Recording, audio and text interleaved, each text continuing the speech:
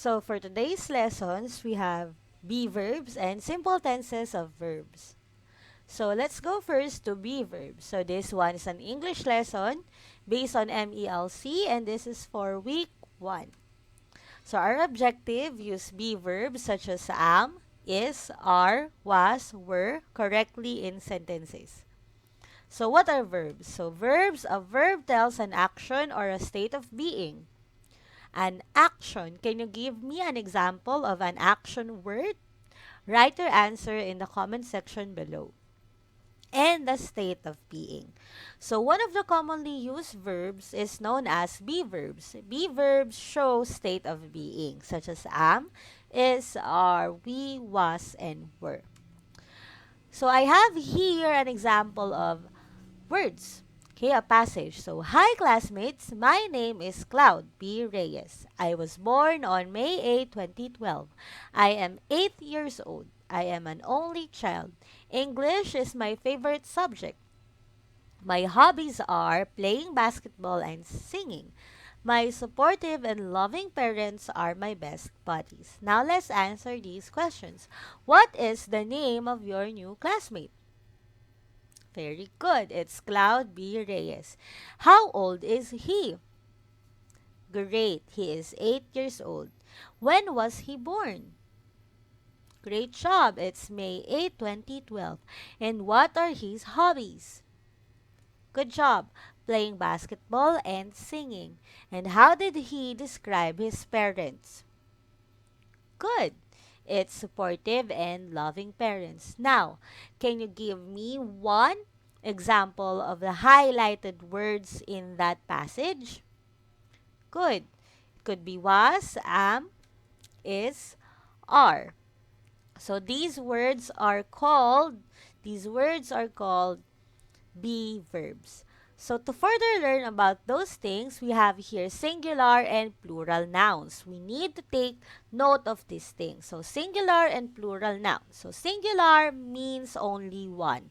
Example, girl, boy, and car. And plural nouns means two or more nouns. Examples are girls, boys, and cars. So we also need to know the present and past conditions. So present means it's happening now. Past means it's already done or already happened. Okay? So to know how are we going to use the be verbs, we need to keep this in mind. If it's in the present condition and the noun is plural, is singular and plural. So, in the present condition, if the noun is singular, I am, and is the correct be verb. And if it's in the present condition and the noun is plural, the be verb should be are. Example, the fruit is ripe. We use is because fruit is singular. The flowers are fresh. We use are because flowers are plural. Now, let's go to the past conditions. So, past singular, we need to use was. And if it's in the past and it's plural, we need to use the word were. So, example, Miss Anna was our teacher before. The flowers were fresh yesterday. So, can you see the difference? Miss Anna is singular and the word before means it already happened, so we use the word was. So the flowers are plural, and yesterday it means already happened, so we use the word were. Okay? So remember, a be verb should agree with the noun or pronoun in number, whether it's singular and plural. Now, how about pronouns? So, pronouns are words that use to substitute a noun. So, if the pronoun is in the present condition and the pronoun is I, we use the word am. If it's she, he, it, we use the be verb is. And if the pronoun is you, they, we use the be verb are. Example, I am happy today. And we use the word am because I is in present condition and it's singular. We use the word am. She is our teacher. We use is because she is singular.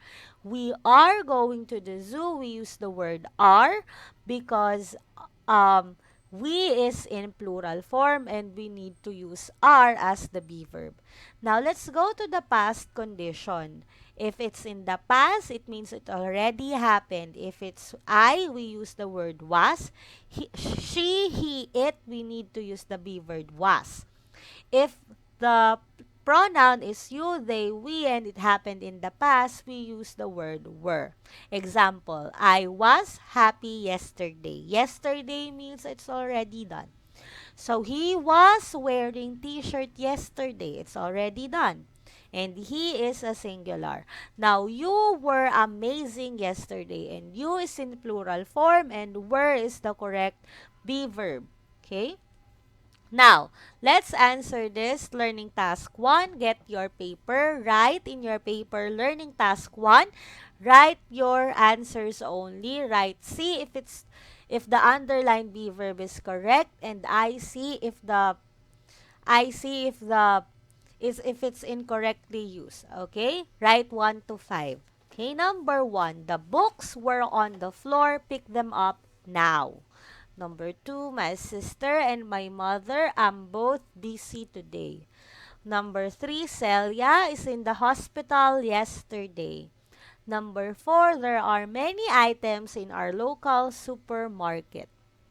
Number 5, I were in Manila last week. If you're not yet done, click the pause button, and if you're done, click the play button. Number 1, C. Number 2, I see. Number 3, C. It should be was. Number 4, C. And number 5, I see. Now, let's proceed to 6 to 10. Just continue the numbering in your paper. Write 6 to 10. Okay? Just the thing that we did in the first one, you write I see if it's incorrect and see if it's correct. Number 6, this movie, I'm not really good. It is time to go home. Number 7, my brother knows how to fly an airplane. He is a pilot. Number 8, the students is in the library. Number 9, December was the last month of the year. Number 10, I was late. She is not there anymore when I arrived. So if you're not yet done, click the pause button, and if you're done, click the play button. Number 6, I see. Number 7, C. Number 8, I see. Number 9, C. Number 10, I see. Now, let's do another task. Put in your paper, page 8, learning task 2. You need to choose the correct be verbs in the following sentences. Number 1, I blank from Pagsanhan, Laguna. What should be the correct be verb? A, are, B, is, C, am. Number 2, what time blank it now? Is it A, was, B, is, C, are? Number 3, there blank many animals in our farm. Is it A, am, B, are, C, is? Number 4, before Alex, blank the tallest in his class, but now it is Marco. Is it A, was, B, were, C, is? Number 5, how old blank you when your mother left for the States? Is it A, were, B, am, C, is? Number 6, the movie that we watched yesterday, blank nice. A, were, B, am, C, was. Number 7, we blank late during our exams last week. Is it A, were, B, are, C, is? Number 8, the mother said, are you thirsty? Then the child replied, yes, I blank. Is it A, were, B, was, C, am? Number 9, Marla and Mar blank twins. They like to wear similar shirts. So what should be there? A, are, B, were, C, was. Number 10, January blank the first month of the year. Is it A, was, B, is, C, am? Now, let's answer. If you're not yet done, click the pause button. And if you're done, click the play button. Number 1, C, am. Number 2, be, is. Number 3, BR.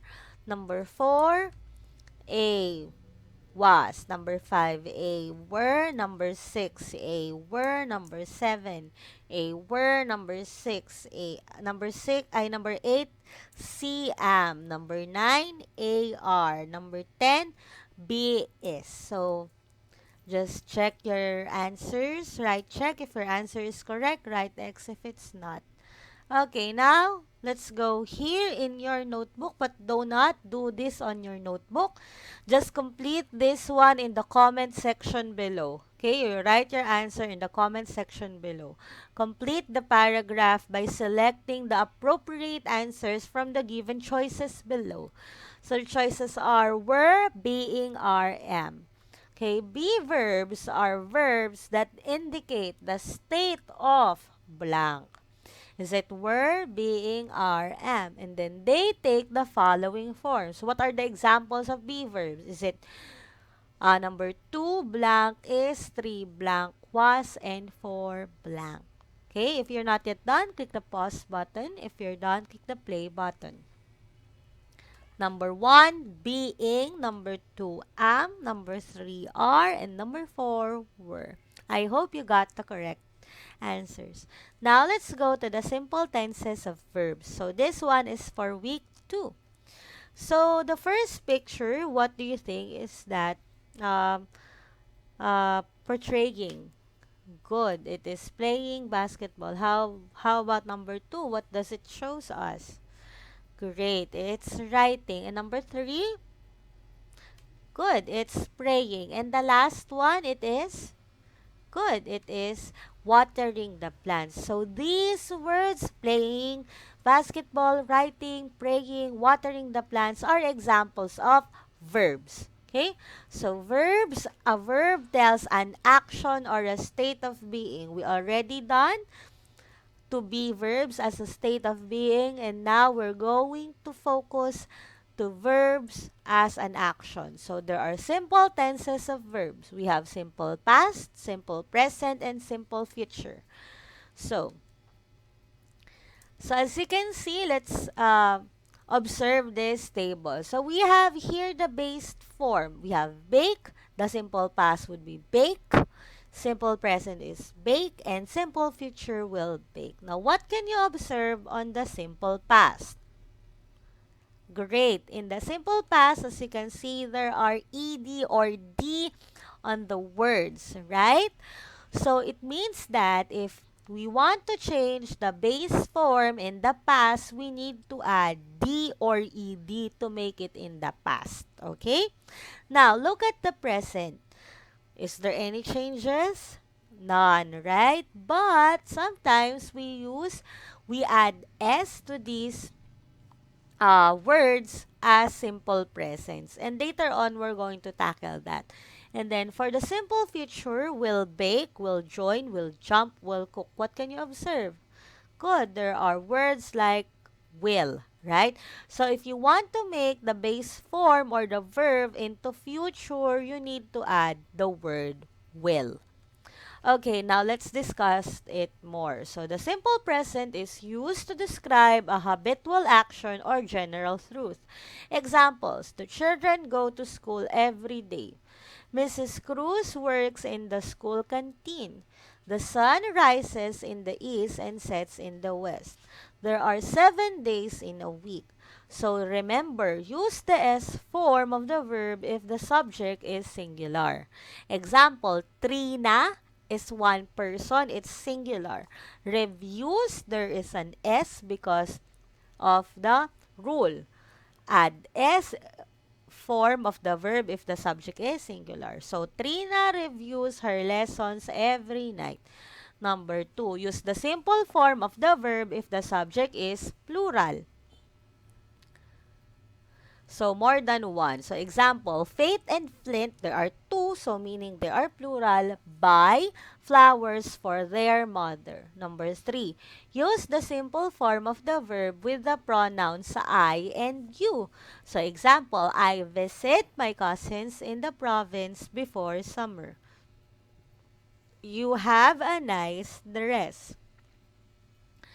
So, number 4, if the subject is singular and the verb ends in Y, and the Y follows a consonant, change Y into I and add ES. So, examples, Alden studies his lessons well. So, now let's go to the past, simple past. The simple past of a verb is used to describe an action or condition that took place, already happened, at a specific point in the past. The takeaway there, if you can see the word yesterday, 2 days ago, last week, last month, so it means that it already happened. So you need to use past verb, okay? Simple past of a verb. So example, the students visited a museum 2 days ago. We visited our grandparents last week. So, regular and irregular verbs have different ways in forming their past tense. So, simple past of our regular verbs are formed by adding D or ED to the base form of the verb. So, remember, we need to add D or ED to change it in the past. So, dance, we have danced. Introduce, introduced. Climb, climbed. Water, watered. The spelling of some irregular verbs does not change. Example, cut is also cut. Hurt is hurt and put is put and heat is heat. No changes in the spelling. But the spelling of the verb read, the spelling of the verb read does not change, but its pronunciation changes. The pronunciation changes from long E to short E. Example, read, we have read. That's the past tense. But they have the same spelling. We just change the pronunciation. Some irregular verbs change their spelling.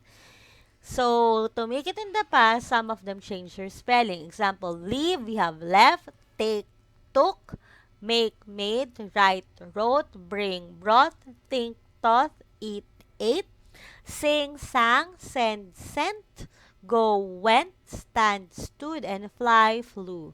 So remember, if the verb ends in Y and Y follows a consonant, you change Y to I and add ed. Example, cry, cried, carry, carried, try, tried, marry, married.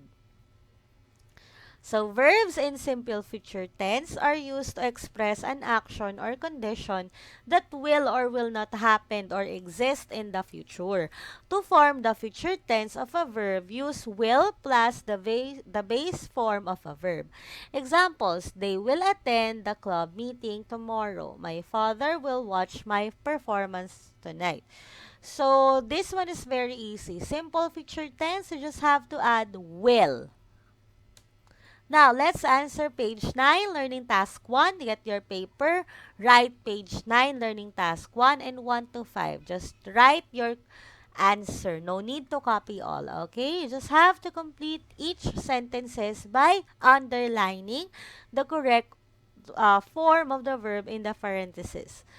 Okay, you write your answer in your notebook. No need to copy this, just answers only. Number 1, Anthony plants or planted fruit-bearing trees in his farm yesterday. Okay, number 2, Mia will bring or brings her pet dog to the veterinarian next week. Number 3, my friends will watch a movie this weekend. Number 4, I visit my grandparents every weekend. Number 5, Eunice will sing a song during my cousin's wedding next month. If you're not yet done, click the pause button. If you're done, click the play button. Number 1, Anthony planted. Number 2, will bring. Number 3, will watch. Number 4, visit every weekend because it will happen every or always. So it means that it is in the present condition. So it's present tense. Number 5, will sing. Now, let's answer page 11, learning task 2. Just get your paper and then put page 11 and then learning task 2. Then write 1 to 5. Okay? Just answer it only. No need to copy it all. So, complete each sentence by writing the correct form of the verb in the parentheses. You write your answers in your notebook. So, number 1, the verb is take. So, Cardo blank part in an online quiz show and won the grand prize. Number 2, the verb is fall. So, the team rescued the boy who blank into the river. Number 3, last year, Jasmine blank first prize in the 1,000-meter race. Number 4, right? So, I blank songs during my free time. And number 5, present. So, 5, the children blank their favorite toys during the toy fair next month. So, you need to change the verbs into the correct tenses. If you're not yet done, click the pause button. If you're done, click the play button. Number 1, took. Number 2, fell. Number 3, won. Number 4, right. And number 5, will present. Okay, this ends our lesson. Goodbye!